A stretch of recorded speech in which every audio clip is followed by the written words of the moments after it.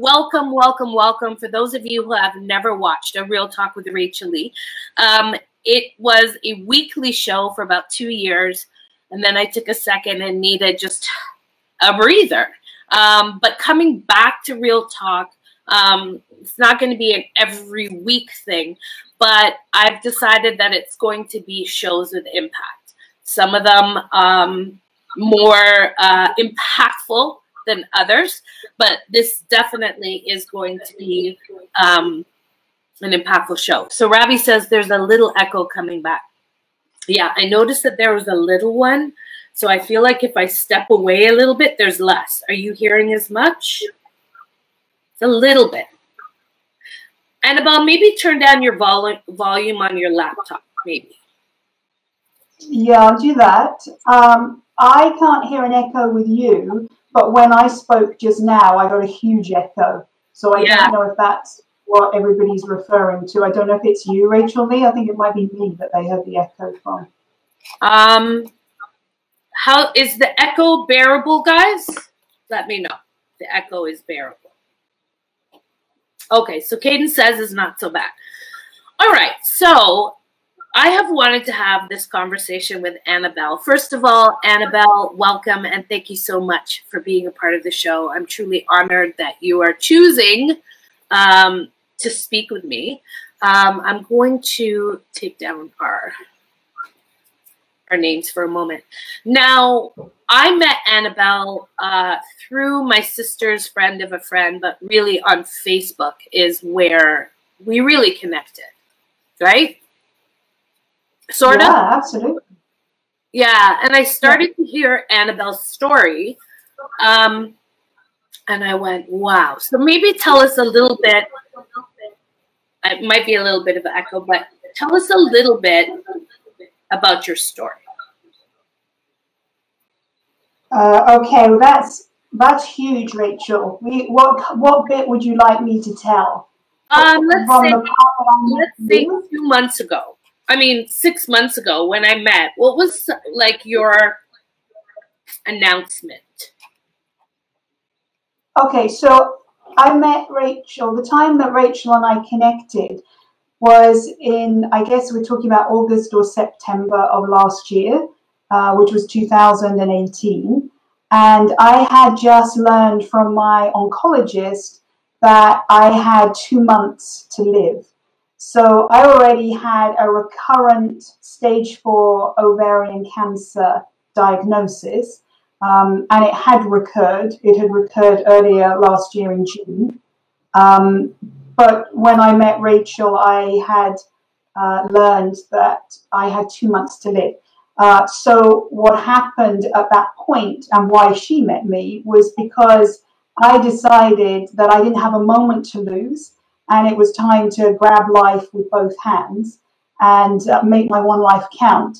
So I started to do YouTube videos, which is how you first became aware of me, wasn't it? And your sister as well. I knew of your sister locally, and I think Suzanne and I were friends on Facebook. Yes. But I didn't know you, so we started connecting. So yeah, I made some videos. I wrote about it quite openly on Facebook. I'm not a social media guru at all. I don't even have an Instagram account. Sorry, guys. So that's okay. The only platform I use is Facebook, and I used it to share my experiences. But I wanted to talk from an empowering place. I've never, in the 3.5 years of having cancer, I've never wanted to be seen as a victim. I've never allowed it to take over my life. It hasn't held me back, unless it physically has during chemo or surgeries, but I've never used it as an excuse. I think my friends would agree I've not played the cancer card, and I don't see any reason to. There's a whole life out there to live, no matter what state we're in. We can live it to the best of our potential. Right. So yeah, I started off with these videos, and one of them I think I did was called Why I'm Privileged to Know I'm Dying. And that seemed to be very popular and caused a lot of interest. I don't know if it was a contentious title. But I think why you were intrigued, Rachael-Lea, and why we forged that connection was because I said that so many of us face death, and it can be very fast and quick. We don't know we're going to die. I'm sure anybody watching this now knows somebody who has died in that way. Some awful story of they've gone out on their motorbike, or they're in the car, or whatever the situation, and they didn't come home. Right. And I wonder, did they get their affairs in order? Did they, and more importantly, did they tell the most important people in their lives how much they loved them? Did they spend time with those people? Did they say the things that were meant to be said? Did they do the things that were meant to be done? And were they who they were meant to be because this tragedy occurred that they weren't expecting? And I've always thought since August, and now we're in February 2019, that it's a privilege because I've had this time.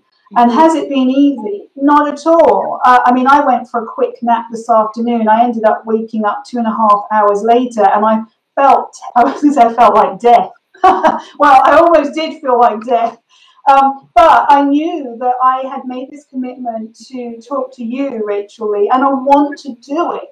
So I shook myself off and brushed myself down, and I got ready, and I put some makeup on, and I put a dress on, and I feel great. I feel like $1 million now because I've dressed up and I've shown up. But to go back to the privilege part, I feel it's a privilege. I was given 2 months to live. It meant that I could get my ducks in a row. There were financial things and administrative things and things I had to sort out with my husband, and horrid stuff like funeral directors, and I wanted celebration of life and talking to my friends about that. So lots and lots of things like that. But then there was fun stuff. So my husband and I were planning on going to Nepal in November of last year. Nepal was the country where we had met in 1995. He's Canadian, and as you can probably tell, I'm from the UK. Yes. And that's where we met. And we wanted to go full circle. We wanted to go back to that country. We returned in 97, to teach English. We wanted to see some of the families that we'd met there and stayed in touch with. So although we didn't wait till November, because I was told I had 2 months to live, we went at the end of August instead. So I grabbed life, and we went back to the country where we met, and we had an amazing 2 weeks. And was I limited? Yes, I had a walker with me. I needed to sleep a lot. There were challenges that I faced, but I still did it. I wasn't going to let that situation pass me by. And we also went back to the UK for a period of time to spend some time with my parents, and really importantly, to see old friends that I wanted to say goodbye to. Right. So we seized that moment. I wanted to quickly interrupt you, because as the show goes on, there's some comments that have come up. And so one of them is Renee, who says, I love that. Dress up and show up. Kudos to you for that. And then, thank you, Renee. You know, Donovan says, I love her attitude. So yeah, guys, I do want to encourage you. I forgot, usually with my guests, I give a little prep prior to showtime, and I forgot to give you that prep. I may interrupt you, Annabelle, only because I love to throw up comments of what people Oh, yes. Okay. So, and guys, I want you, part of the reason why I did this topic is because actually, Annabelle has an amazing sense of humor, and she doesn't, quote unquote, look like she's dying, right? Her energy is amazing, but you look at somebody and you're like, oh, well, you know, I'm sure when I posted earlier and said, I'm going to be talking to Annabelle, she's like surpassed her, you know, her diagnosis of 2 months. She's at 6 months. And death is actually something that she's really aware of, but man, does she have a personality, and man, are you living life and grabbing life by both hands. So if you have questions, I would love you to bring it up, or if you have some experiences, I'd love you to bring it up, okay? I'm so sorry, Annabelle. Do you remember where I cut you off? Oh yeah, no problem. I love questions, Rachael-Lea. So I want your people to ask as many as they want to ask, and also to those of you watching now and later. I always think questions are so informative, because I know when I'm in a setting and somebody asks a question, they probably have asked a question that I needed to ask or I've thought of, and it really helps me understand as well. So yeah, no questions. I will avoid no questions. I love being as informative as I can. I don't know that there was anything more to add to that part, Rachel. It was more about the gift I feel that I was given, and the privilege I've had in knowing the time frame. Now, Right. I would like to say something about my oncologist. I was talking to a friend earlier today.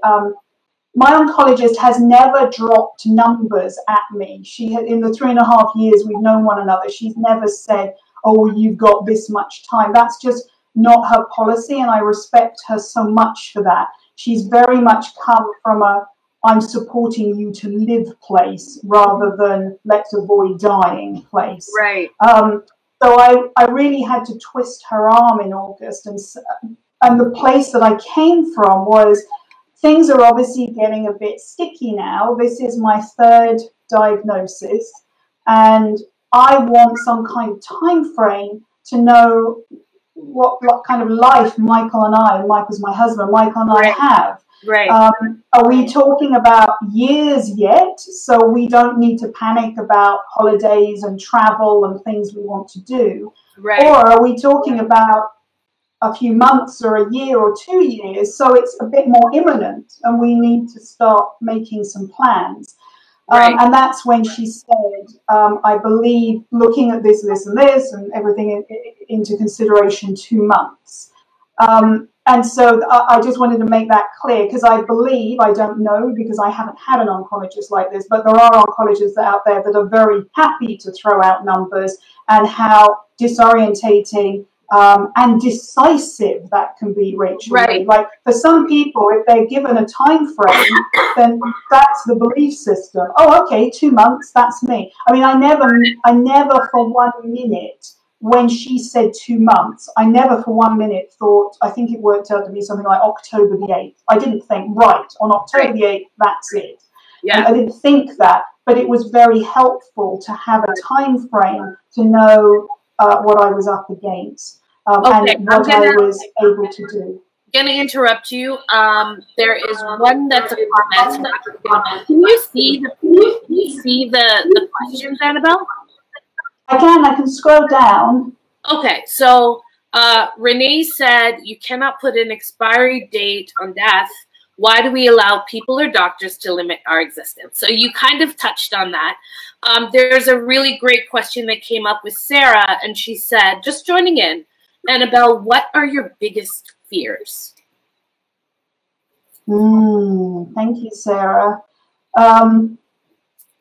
I often, so please know I'm not shirking and not answering the question. I want to kind of go in with a general comment and then be specific. I often have, or I've read recently, that when we think of dying, it's not the fear of dying, and I say we, I mean collectively in general. It's not actually the dying that we're afraid of, it's the suffering that precedes the dying. And of course, I've had time to think about that quite a bit, particularly this year. Like January, I ended up in the palliative care ward in one of our local hospitals over Christmas. And that's when I realized that there are times where I'm not able to look after myself anymore. Like I was in a pain crisis. I needed that external medical support. Right. And so really from that time and into January onwards, I have been suffering physically way more. I'm in a lot of pain, and there's, for example, I'm attached to a morphine pump 24 hours a day, so I'm constantly having pain relief to avoid going into the pain crisis that I went into at the end of November. So I think, Sarah, one of my biggest fears is, it even happened earlier this week, that I will be in so much pain that I will feel like it's going so far downhill that it's uncontrollable, that I won't come out of that pain, if that makes sense. It does. And then what's interesting about that, Rachael-Lea, is it's happened 3 times. It's happened 3 times this year when I've gone into, I'll call it that funky place where I feel like, oh, I'm sliding down. And what if this is it now? It's just a continual sliding down. But do you know, every time, I'm not saying it's immediate, and it's definitely not the same day, but every time I have managed to flick the switch. And I did it last night. I was just able to suddenly, things kind of calibrated, and I started to see things a bit differently. So some of the symptoms eased, and that's got to make a difference. But I started to see important things. So, for example, I knew we were meeting tonight, and that was a focus. Yeah, and I knew that another girlfriend and I are working on a project, and I started to focus on that rather than I'd compartmentalize that and put that over there and thought, I can't think about that this week. I started to think about it more, and I could feel viscerally, I could feel it affecting me differently, like my body was juicing up and starting to feel excited. So I can't, if anybody is thinking, gosh, how do you do that? Because we could do that. I mean, please, no, I'm not suggesting you have to think about dying. It could be anything scary that we're going through. I know that we're all capable of that, but I can't say exactly what I did. It was more of an awareness that there's more about my life than only moving towards dying. Okay. I mean, I'm so much more than that. I'm going to interrupt you. I feel that, but I'm just going to start interrupting when I can, okay? Just because there's so many wonderful things. So Lori said, amazing convo about one's life here. And Monique brought this up. It was one of my questions. She said, you always hear so much about changing diet. What are your thoughts? But my question is a lot of times when people are sick or they've got a disease or whatever, there's a lot of people, I'm sure, in your inbox, Annabel, that have said, do this, take this herb, walk backwards, put on some magical shoes. Like, do you get that? And how do you feel about that? Like, does it get frustrating, or do you just say, you know, so 2-part question. 1, are you using alternative, or were you using alternative methods to get well? And B, how do you feel about it when people, or religion, you know, they put religion on you or whatever. And we're going to come back to that as well. But how do you feel about that?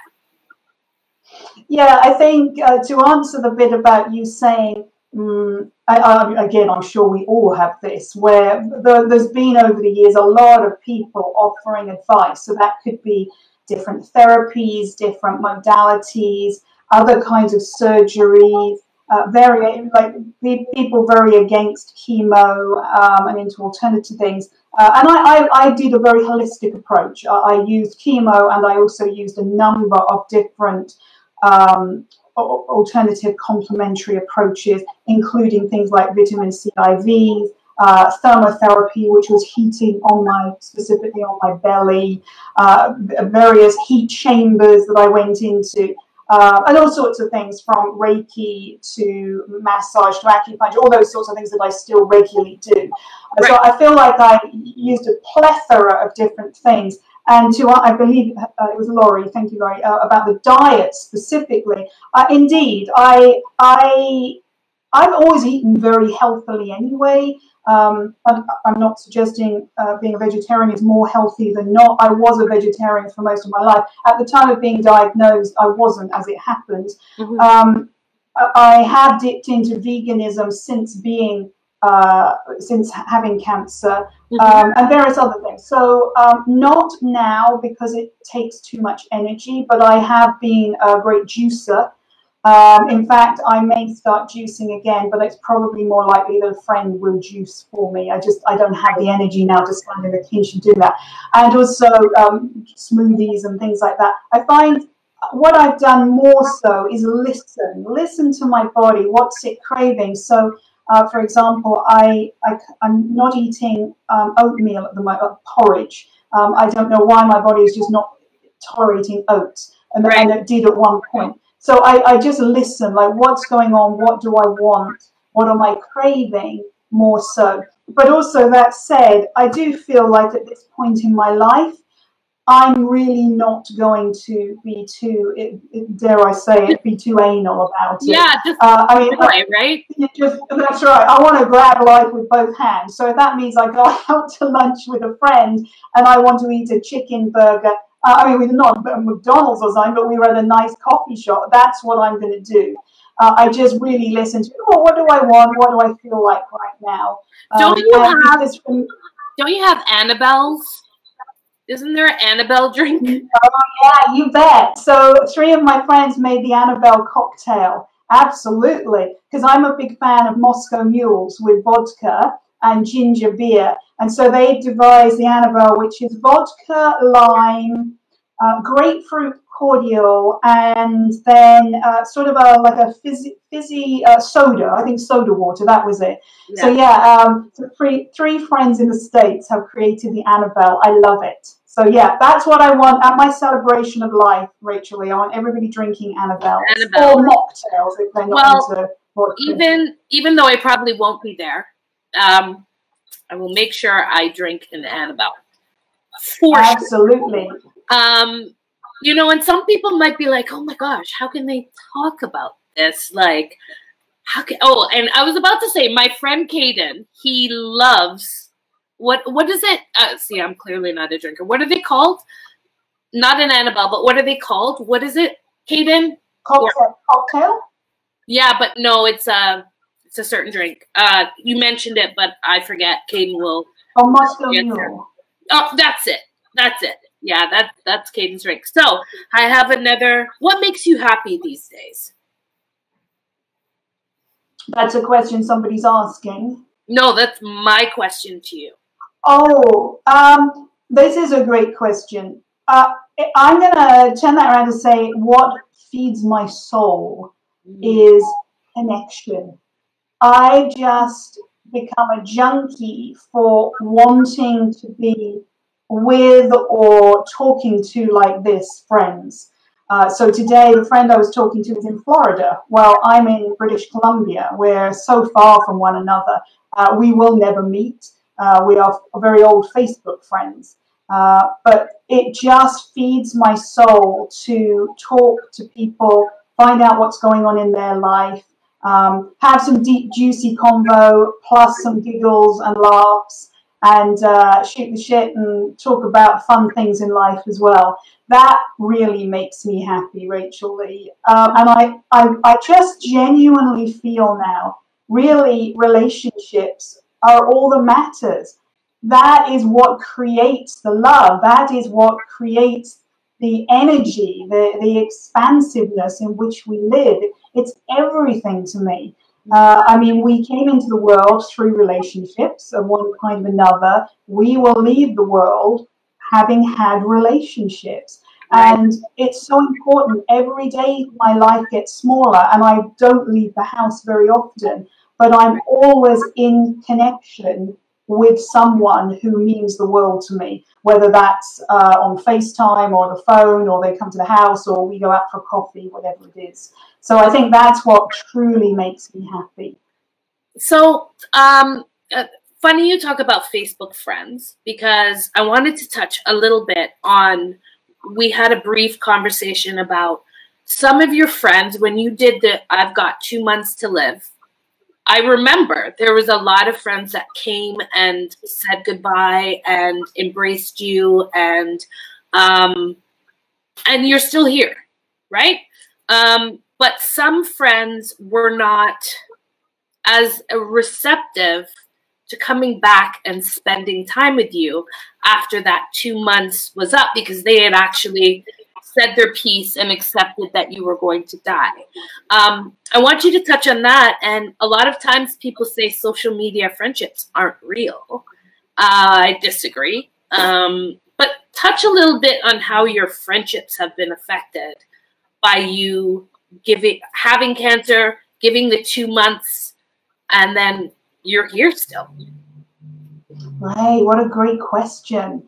So I'm sure that everybody watching and listening to this has been through something in their life where they've been challenged and they've really needed their friends. So I don't think this is a topic that hasn't touched anyone. Oh, for sure. And of course, again, I'm not suggesting somebody has to have cancer to go through this. I never mean that. My platform, if you will, is cancer. But I mean, everybody has had terrible things happen to them. Poverty, yeah. Absolutely. It doesn't matter. I guess there's always, we surely all of us have faced an occasion where we need our friends.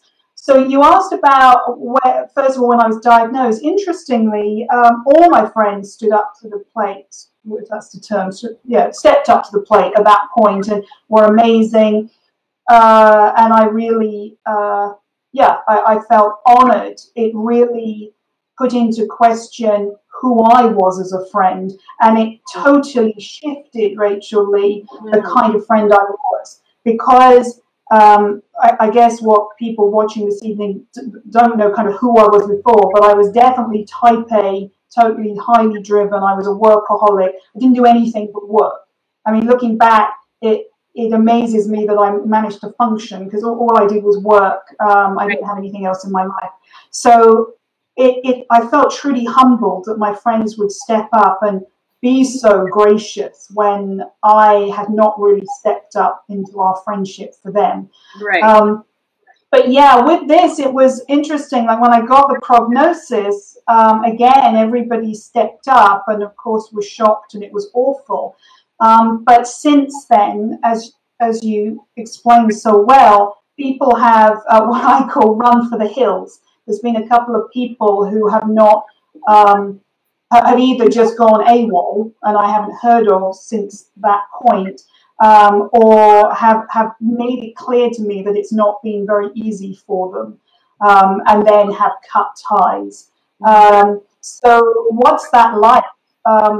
Well, there's two ways. One, I'm going to be very honest and say it's incredibly hurtful, because no matter how logical I can be about it, there is that part of me that feels wounded and sad, because I've gone from a very rich relationship, and two of them were people that I connected with once a week for a very rich conversation.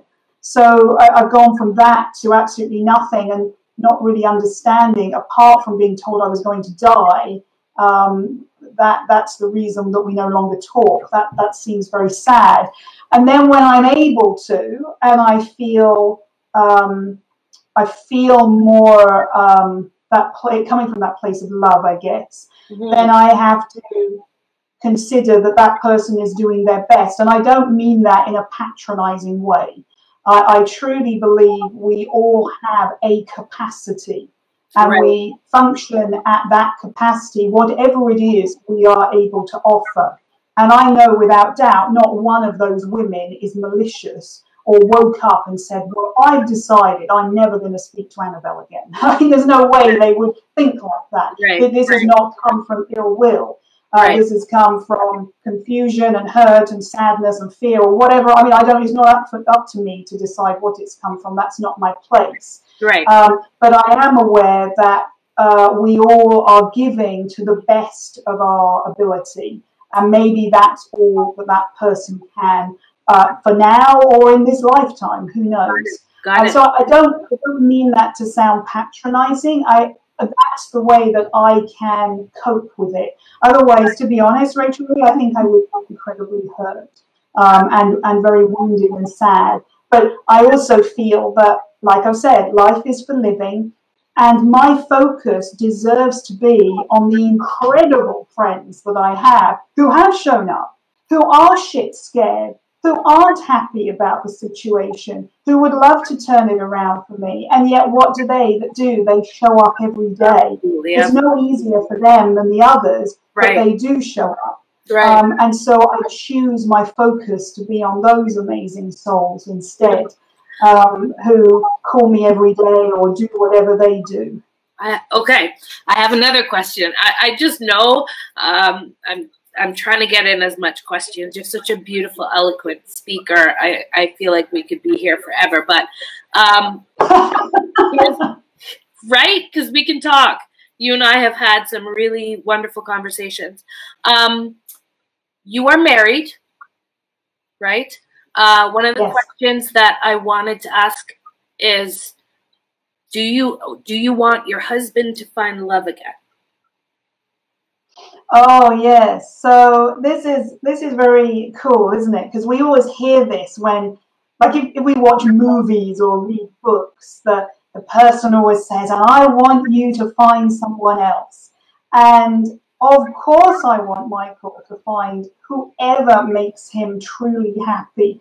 I mean, right now my heart soars knowing that if it arose, he would have that opportunity. Why on earth would I want him to be locked in grief or unhappy or to have committed to a single life or whatever else might go on, whatever his ego tells him or my ego tells me now? Why on earth would that make any sense? Not at all.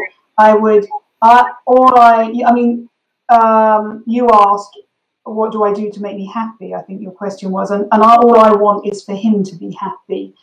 So whenever that time is, for him to do whatever it is, he's a great motorbiker. So I have no doubt that at some point, because we always used to laugh because I seem to be in a fight between him and the motorbike. Who does he love more? Who does he spend more time with? Mm-hmm. So it would not surprise me if he goes off for a huge long trip, at least one. I think that will nurture his soul on many levels. I don't think it will answer anything, but I think it will give him some things. Okay. And who knows what's possible? Who knows who or what, who he'll meet and what will happen. But yes, a sort of long roundabout answer, Rachael-Lea, I'd love him to meet someone. I think, like I said, life is about relationships. Yes. And he deserves that, for sure. Wow. Okay. Sarah, I think you're getting used to my my quick question. Sarah asked a really great question. What is something you would just say to someone who just found out they have cancer? Oh, yeah. So, Sarah, actually, I did a video on that. I haven't done many because, unfortunately, I got so overwhelmed and then quite ill. I want to do some more. I'm fired up. But that was one of my earlier ones. It was things you can say to someone who's just been diagnosed. I think that was even the title of it. I think one of the things that the feedback that I've had still, in fact, a lady sent me a message only last week on Facebook saying that her husband had been diagnosed with cancer in the last month or so, and she found that particular video very helpful. And one of the things she still uses is I said, and I got this, this isn't mine, I got this from, I can't remember what her name is. I think it's Sheryl. Is it Sheryl Sandberg? She's one of the CEOs of Facebook. I don't know. I can't remember what her name is. Sorry, I'm sure people watching will remember her name.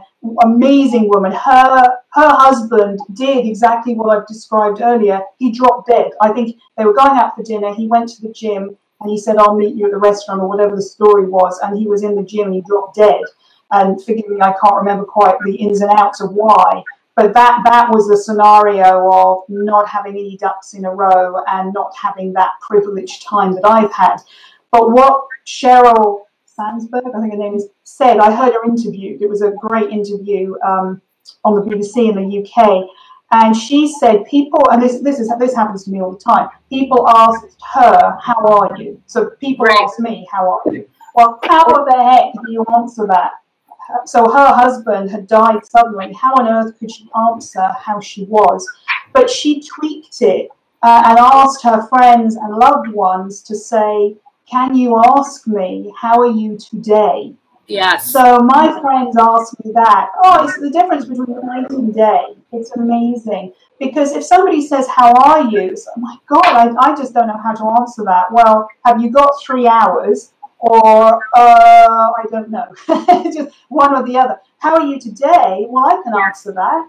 I've had a really, really good day today. If you had asked me yesterday, I had a really shitty day yesterday.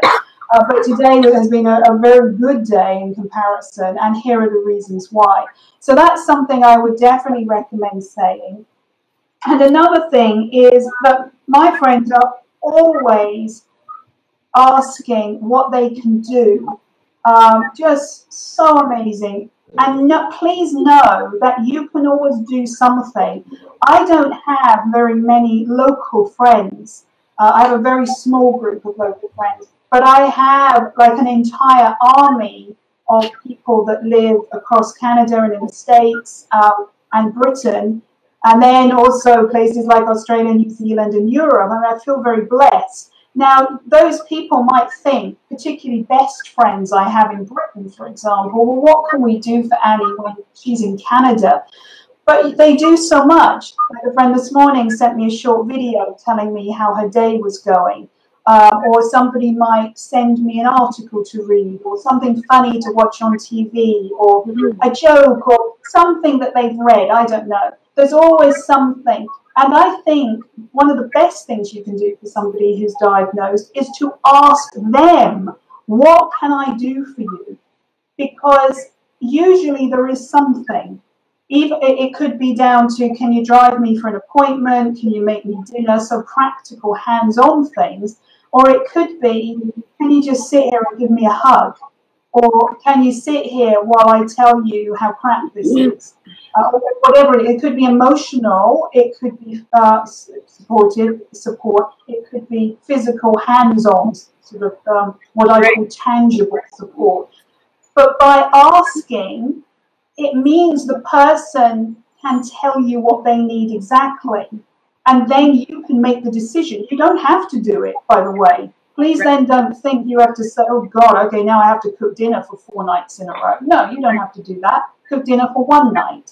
But at least you've been given something to do. And what I've learned, Rachael-Lea, if I can just say this, is I think we all thrive when we've been given something to do. I don't know what it is. It's the human psyche.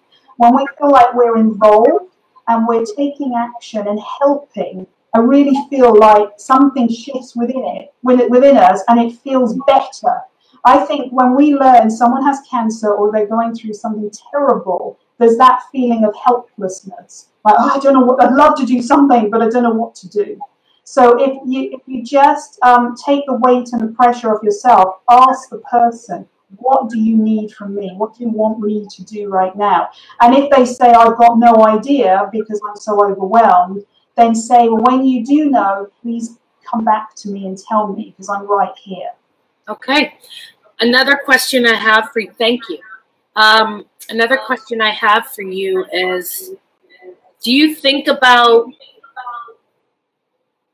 what happens after? Do you believe what's your belief? Do you believe we go on somewhere else?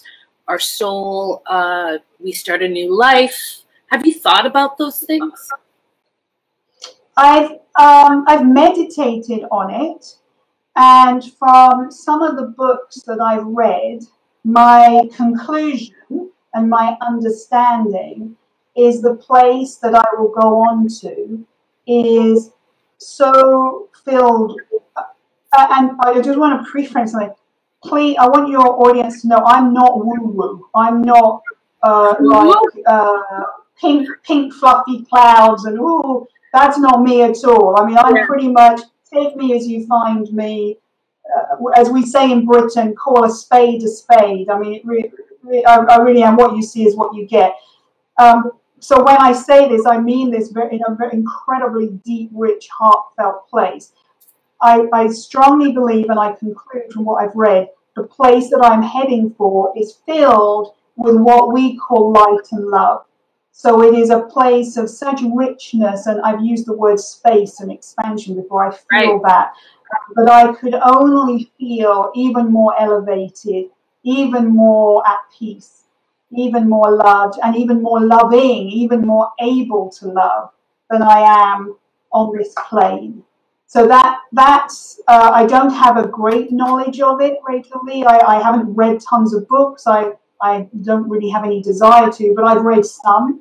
And that's I say with confidence that's where I'm heading. So I mean, and again, that it took a while to step into that, and that was the last 6 months of 2017. where I prayed and I meditated a lot around that. But that's when the peace around dying kicked in, because I felt that that's the place that I'm heading for, so there isn't anything to fear. Okay. Now, you had 2 months to live. Well, so they said. You're 6 months in. Are you angry that you had accepted it? Does it piss you off? Shit. Yeah. You know? So I have said, yeah, you know that. I think I said to you one time that I feel a high level of pissosity. That's what I said. Yeah, I think I felt the pissosity kick in when we started moving through October. And I was like, hang on a minute, I'm still here, and what's going on? Yeah. And perhaps people listening to that would go, are you crazy? Aren't you grateful? And this is madness. I don't feel that right now, but I definitely went through that of this is how it was supposed to be. And I spent a long time working out things and getting things organized, sorting things out. And then, hang on, I'm still here. What's going on? And also, I guess as well, you said about anger. I'm not sure I feel angry, but there are perhaps elements of anger where I am in a lot of pain. I am physically in a lot of distress. And knowing that there's more to come, I would have liked that to have been over. Wouldn't it be nice if it was all in a neat little 2-month box and it was all over? But no, for whatever reason, I'm still here and I'm enduring a lot of pain and discomfort. So that leaves me a bit pissed off, I can tell you, sometimes. Yes, it's a strange one, because one would think I would feel the gratitude and the delight in having more time. And on good days, I definitely do. But on the not so good days, it feels like a struggle, and it's not such a gift, for sure. Yes. Sarah said, you're an absolute inspiration for humanity. Your information and positive outlook is more appreciated than you could imagine. So, thank you. And Renee has said, love, I guess this was about where you will be after death is, she says, love that, very metaphysical for me.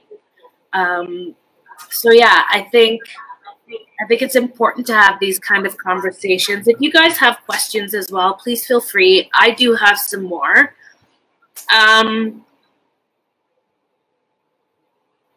Oh, okay. So yourself and your husband, obviously you have a romantic relationship, you're married, all of those things.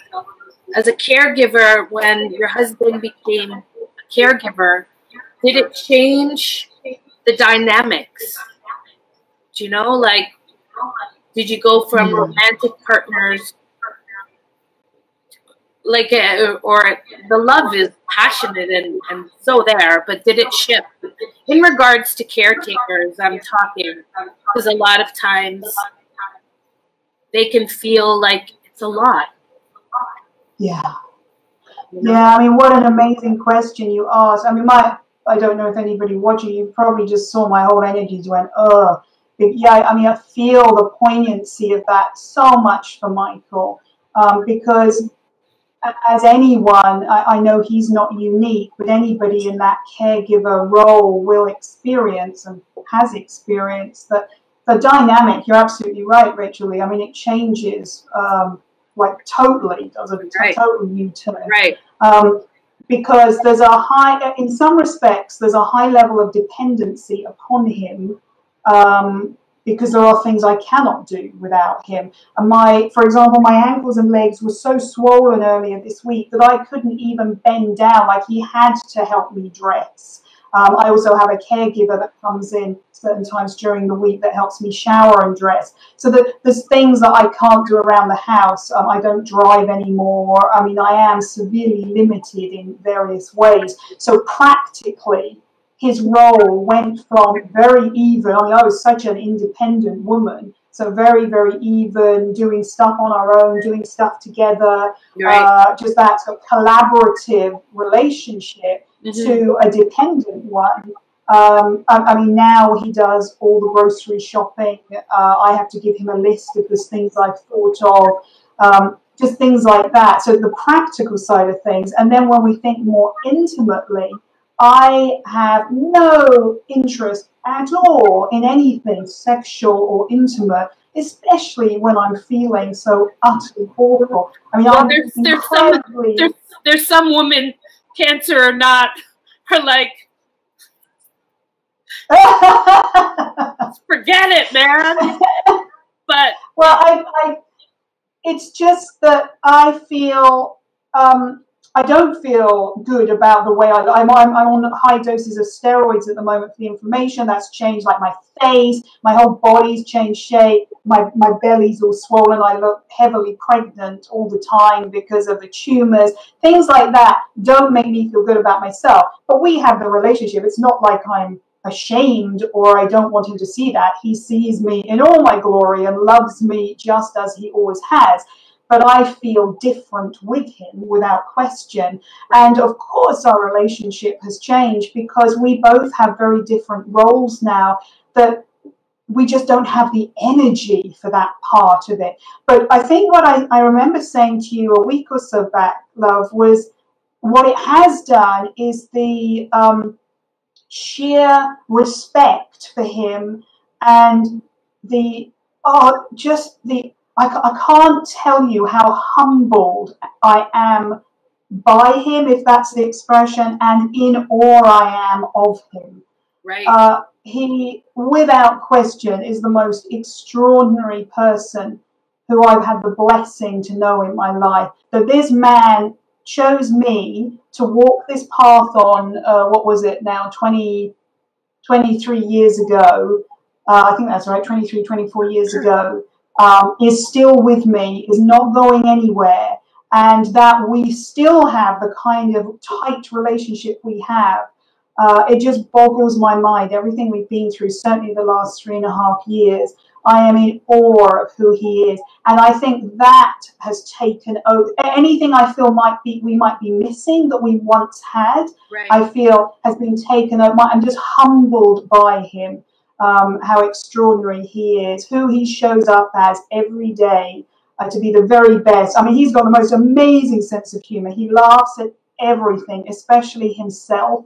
He's self-deprecating, and I know he is scared shitless, and he gets up every day and he just gets going, and he's there for me. So I think all of that and how I feel about that has become my priority and what I see as more more relevant. I don't think it's more important. I think it's just more relevant for what we both have to offer one another.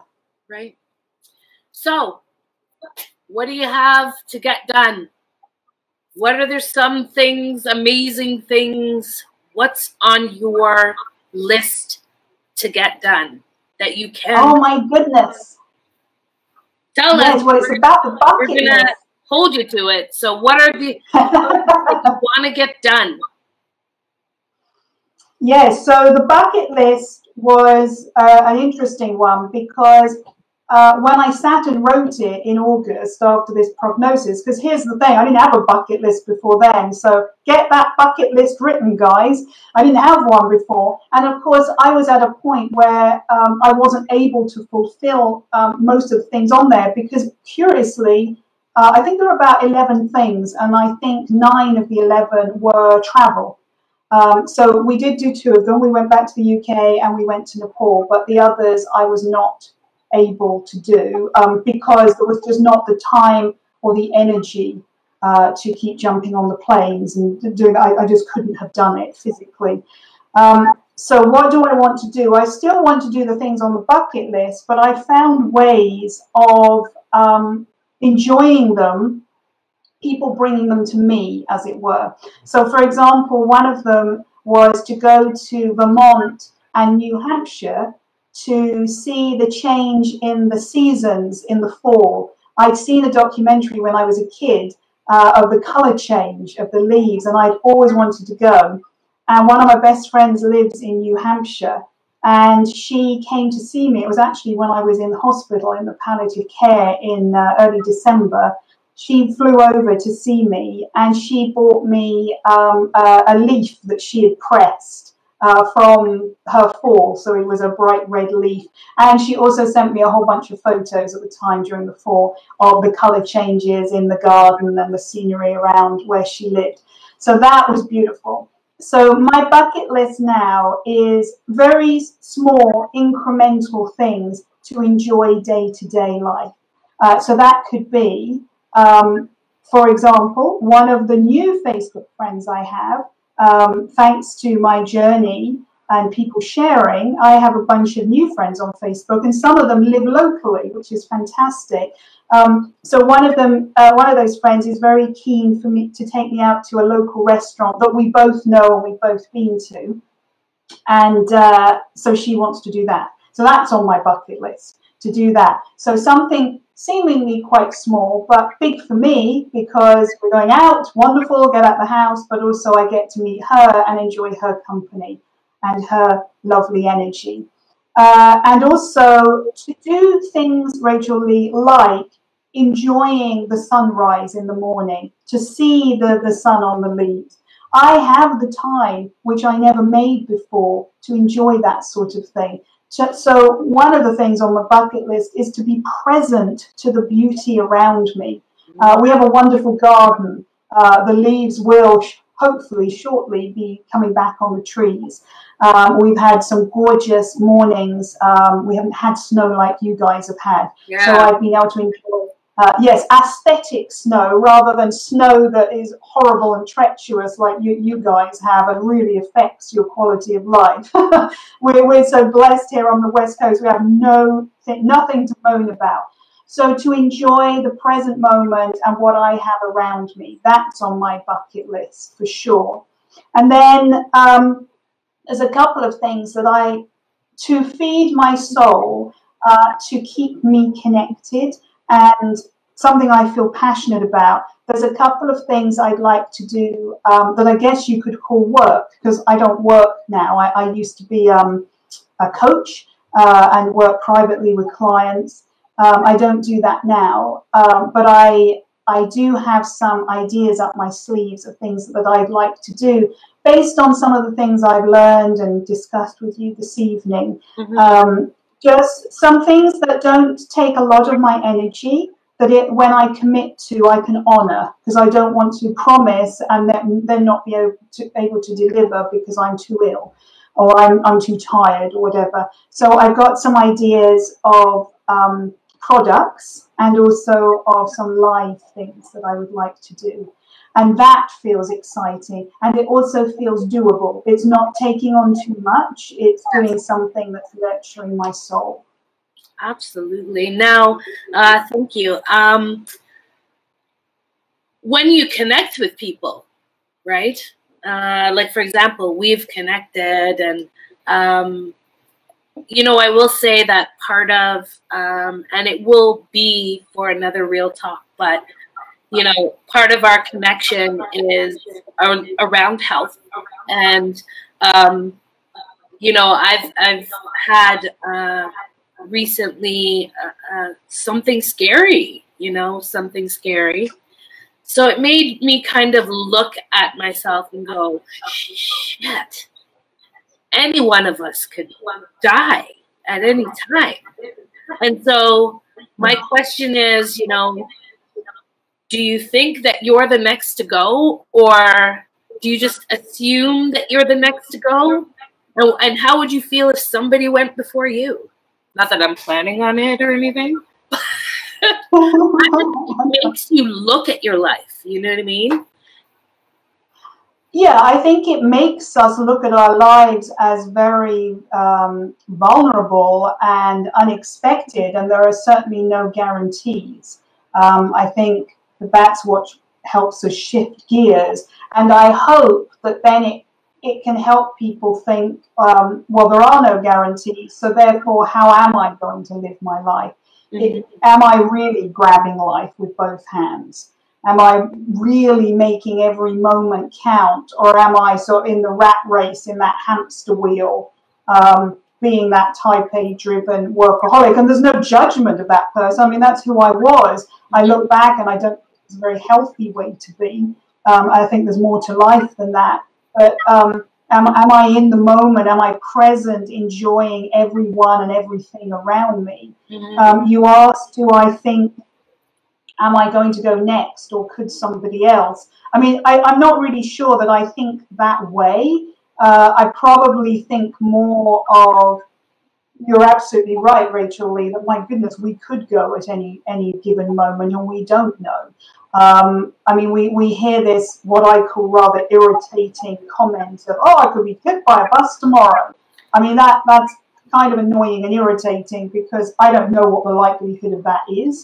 Yes. Perhaps it's up there, I'm not sure. I don't know that that's helpful when somebody is worried about a health condition or something. And somebody says, well, you could be hit by a bus tomorrow. I don't know that that's a very practical or helpful thing to say. Yeah. Or likely. But I think rather than worrying, is it me or is it going to be somebody else, or what would that look like, more about, well, there is an opportunity, it could be me, so what am I going to do about it? Mm-hmm. How will I now live my life? Will I show up in exactly the same way, or are there tweaks to be made so that I can look back and in hindsight think, yeah, I did that, I said that, I was able to such and such. I guess basically it's down to, I have no regrets, because I was able to. And again, it's not, for me, it's not all about the doing. I mean, I used to go by, oh, I've written the book, I've created these live events, I've done these trainings, whatever it was. Yes, well, that's fabulous and important, but I think also the loving conversations and the hugs and the time spent with people. Have you done all of that as well? Mm-hmm. Mm-hmm. Any regrets?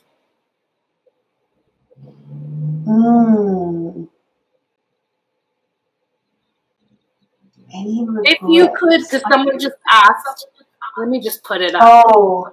Someone said, I'm not sure if you answered this already because I missed this. Knowing what you know now, what would you have done differently? So I guess in life, or what would you, is there anything that you would have done differently? You did mention that you were a workaholic and you didn't really take time to like smell the roses, but anything else you can think of?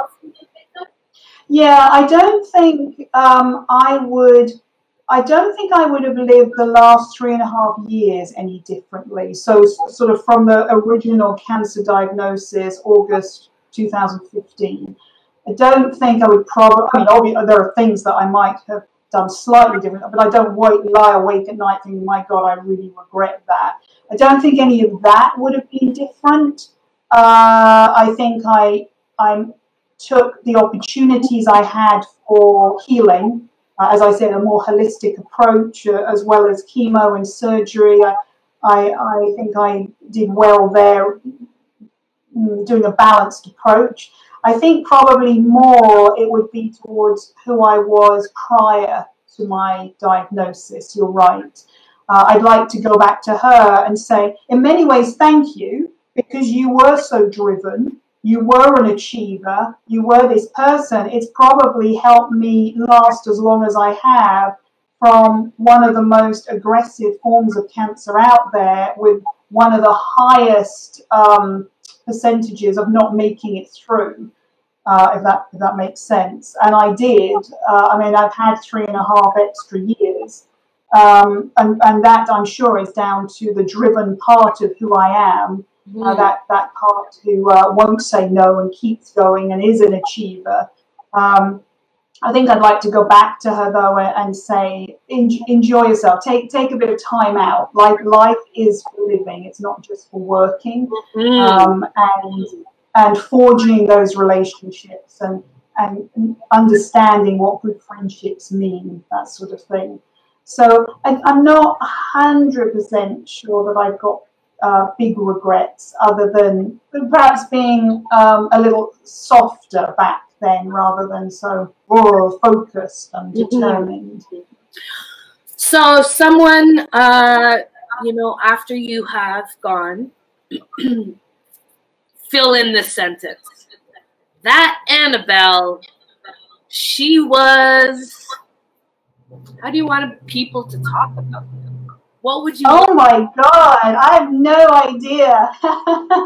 Or better yet, what do you think people would say about you?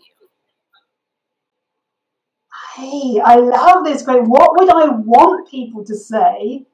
Well, let me answer that first. I guess I would want people to say she did grab life with both hands, with the life that she had. Like I say, my life has become a lot smaller now, but it's not like I wake up and just throw the duvet back over my head and think, oh God, I don't want to get up. I mean, I do try to live life through that day as best as I can, even if the most poignant thing I've done is look out the window and see the sun on the trees. I really want to see life around me. So I hope that's how I would want to be remembered, that I did grab life with both hands. And then, sorry, Rachael-Lea, I think the second part was how would I want to be remembered? No, was it? No, what was the second? How do you think they will remember me? Yeah, or let's do this. 3 words that describe you. Think of 3 words. I know, I'm putting you on the spot. Well, one of them for sure, resilient. Another, brave. And another, well, what comes up, so I won't question it, empowered. That's amazing. I think resilient for sure, because so much, as indeed Michael is, so much has been thrown at us that there has been, resilience has been required through all this. I don't think I'd have got very far if I hadn't been resilient. And I do think that I'm brave. So, yeah, and what was it? Empowered. Yeah, I feel like most of my choices come from an empowered place. And I'm much quicker at making decisions these days. I used to be very dithery. Like, oh, I don't know. Like, you know, the kind of person that went to a restaurant and I would say, oh, I have this. Oh, no, actually, no, I have it. And I'd be changing what I wanted off the menu. And then somebody would order something. Oh, no, I wish I'd had that. Oh, no. So now I feel, and I have really big decisions that are required of me. Like on Monday, I was in the hospital. I had to answer things quickly. So I think that those decisions come from an empowered place. Right, because on Monday you were given the news that your tumors have actually grown quite a bit. Yes, at the end of last week, but yes, and then I was back in the hospital, and I went in to have a drain to have fluid removed, but that wasn't possible. And I think why that hit me, Rachael-Lea, was it was sort of confirmation of what my doctor had said at the end of last week, that now this bloating isn't really the fluid, which we hoped, it's the tumours that have enlarged and spread. So yeah, that was hard, because it was like it's one thing talking on the phone to my oncologist about it, but then having sort of tangible evidence in a hospital of it, that was pretty tough. Mm-hmm. So the thing is, and oh, you know what? I was looking down at my phone, and there's a delay, and I was looking at it like, she's talking. No, she's not. There's a delay. Any last insightful things you would like to tell those of us who aren't, not that we know we're dying. Everybody can die at any time, but is there anything that you'd like to, you've told us so much, you've inspired us so much. Any last things that you'd like to tell people? And then I have one more question after that. Oh, wow. Well, I guess very briefly, the last thing would probably be down to saying what needs to be said. I feel so strongly about that, Rachael-Lea, that I know it's easy for me to sit here. I don't know, as you sit listening and watching me, what's going on in your life, your audience's life. I don't know how tough things are, but I do know that having that support network around you is priceless. Having good friends that have your back, that will do anything, will send those lovely text messages or videos, and you know they're there, even if they're the other side of the world.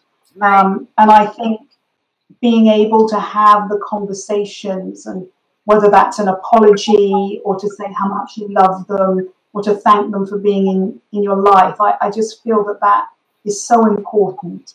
And I love it when I'm able to say to my friend at the end of a phone call, or I love you, and to say it into their eyes and to mean it. I think in our culture, I don't know if it's more North America, I don't know. There's this love you kind of idea. Like I hear it all the time. People on there say, love you. And I'm sure the person does love the person they're saying it to. I don't doubt that for 1 minute. They don't not love them.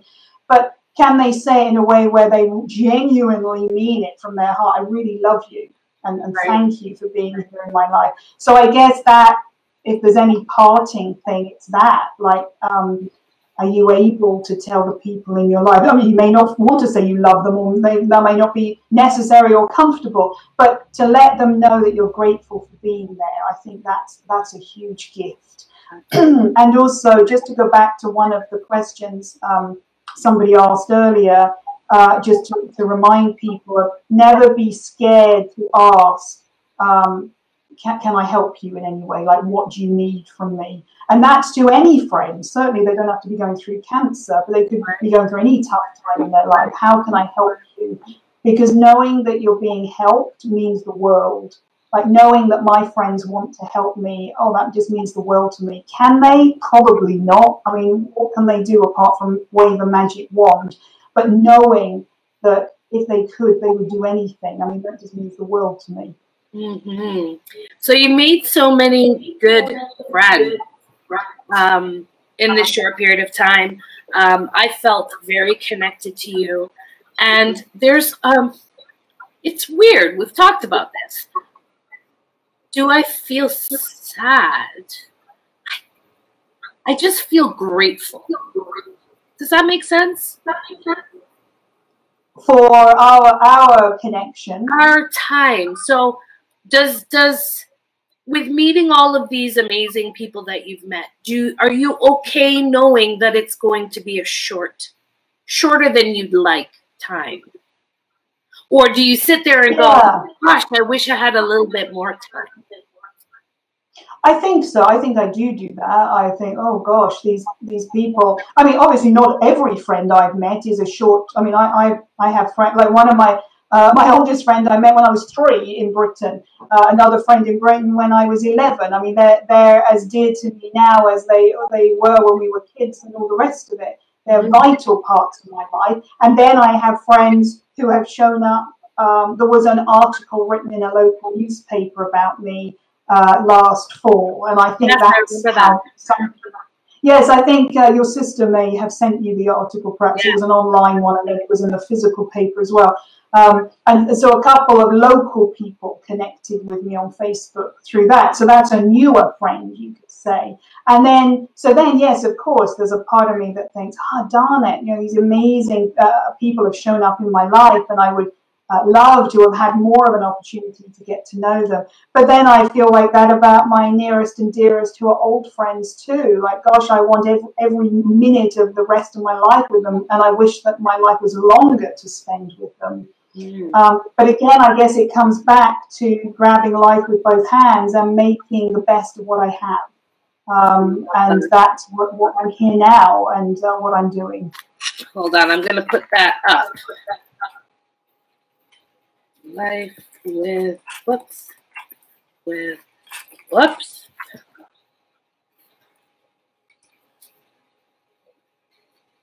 So that is Annabelle's hashtag, and I would love it if you all hashtagged her, grabbing your life with both hands. Now, what's kind of cool, and I would love it, guys, if you did this on the thread, because Annabelle, you might not know some of these folks, but these folks I know would want to share. So Annabelle's been asking, you know, share a little bit of your world. You know, go on your phone. Sorry, there's an echo, but go on your phone and show Annabelle a little bit of your world. I think that would be awesome. And so please feel free on this thread to throw up a little video as a comment and show her what's going on in your world. I think that would be awesome. All right. I would love that. Thank you. I think that's great. Now, I want to thank you so much for coming online. Do you know we've almost been on this thing for almost 2 hours, which is not over, about an hour and a half. Well, maybe an hour and a quarter. Yeah, hour and a half. But it was amazing. It was amazing. And, you know, whether you're here 2 months, 3 months, I just think you're an amazing, amazing individual. You've inspired so many of us, and I know both on my page and your page, and I'm grateful. I'm really grateful. Thank you, Rachael-Lea. Thank you, love. So, like all of my real talks, how I begin is how I end. So I'm going to put on some Bob Marley, and then we're going to 1, 2, 3 it, okay? Are you ready? Okay. All right. Yep. All right. Thank you for everybody that tuned in. So grateful. Are you ready? All right. I'm ready. 1, 2, 3. Have a great week, guys. And thank you so much, Annabel. Thank you.